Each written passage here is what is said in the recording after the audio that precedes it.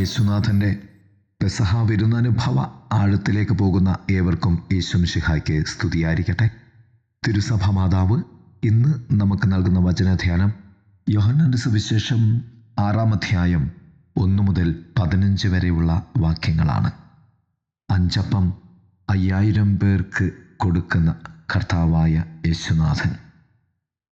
ധ്യാനത്തിൻ്റെ ഏതാനും ചിന്തകൾ: 1. ഉദ്ധിതനായ കർത്താവ് വന്നിരുന്ന് ശിഷ്യന്മാർക്ക് പ്രാതലൊരുക്കിയ തിബേരിയോസ് കടലിൻ്റെ മറുകരയിലേക്ക് യേശുവും ശിഷ്യന്മാരും പോയി.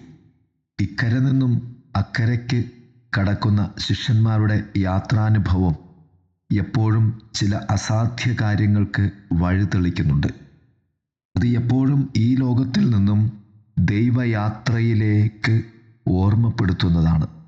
എന്നിൽ നിന്നും യേശുവിലേക്കുള്ള, ദൈവത്തിലേക്കുള്ള യാത്ര പോലെയാണ്.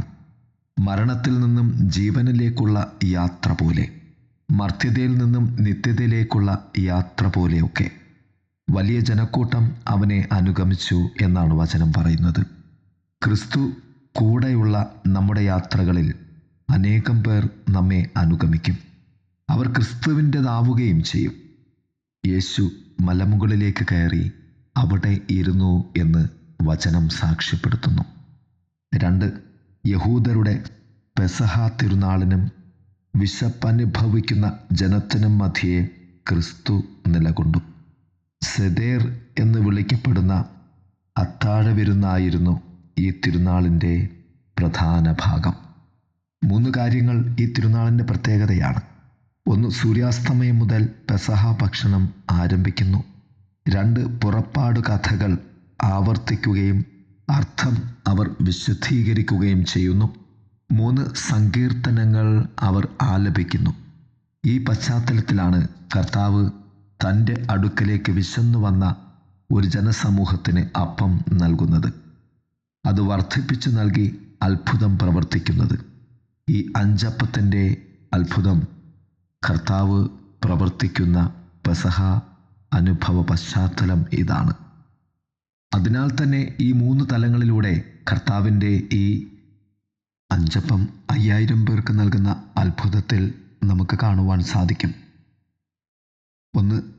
പെസഹ സംതൃപ്തിയുടെ ഭക്ഷണ അനുഭവം. 2. പുറപ്പാടനുഭവം എന്നോണം അത് അവിടെയിരുന്ന സർവ്വജനത്തോടുമുള്ള കരുതലായിരുന്നു. 3. ദൈവത്തിന് നിശ്ചയമായും സ്തുതിസ്തോത്രം ആലപിച്ച് ആ ജനം അതിനു മുൻപ് കർത്താവ് അപ്പമെടുത്ത് വാഴ്ത്തി പിതാവിന് സ്തോത്രം അർപ്പിച്ചു. സങ്കീർത്തനം ആലപിച്ച് സ്തുതിച്ചിരുന്ന യഹൂദർക്ക് തുല്യമെന്നോണം യേശുവിൽ ഈ പെസഹ തിരുനാളിന് പുതിയ അർത്ഥം കൈവരുകയായിരുന്നു. 5 അപ്പം 5000 പേർക്ക് കൊടുത്ത കർത്താവിൻ്റെ ഈ അത്ഭുതം പെസഹ അനുഭവത്തിൻ്റെ നവ്യതയായിരുന്നു. ക്രിസ്തു തന്നെ അപ്പമായി മാറുന്നതിൻ്റെ മുന്നൊരുക്കമായിരുന്നു. പുതിയ ഇസ്രായേലിൻ്റെ പാപത്തിൻ്റെ അടിമത്തത്തിൽ നിന്നുള്ള മോചനത്തിന് യഥാർത്ഥ കരുതലായിരുന്നു അത്. അന്ത്യത്താഴവേളയിൽ ആ ഭോജ്യത്തെ കർത്താവ് പുതിയ ഉടമ്പടിയുടെ സ്മാരകമാക്കി മാറ്റുന്നു. പ്രിയരെ, ദൈവം നമുക്ക് നൽകുന്ന അനുഗ്രഹത്തിൻ്റെ അപ്പക്കഷ്ണങ്ങളിലുള്ള വലിയ ദൈവാനുഭവത്തിൻ്റെ പെസഹ സന്തോഷം നമുക്ക് അനുഭവിക്കുവാൻ പരിശ്രമിക്കാം. അത് മറ്റുള്ളവർക്ക് അധികമായി നൽകി പങ്കുവെക്കലിൻ്റെ പെസഹാനുഭവം നമുക്ക് ജീവിക്കുവാൻ പരിശ്രമിക്കാം.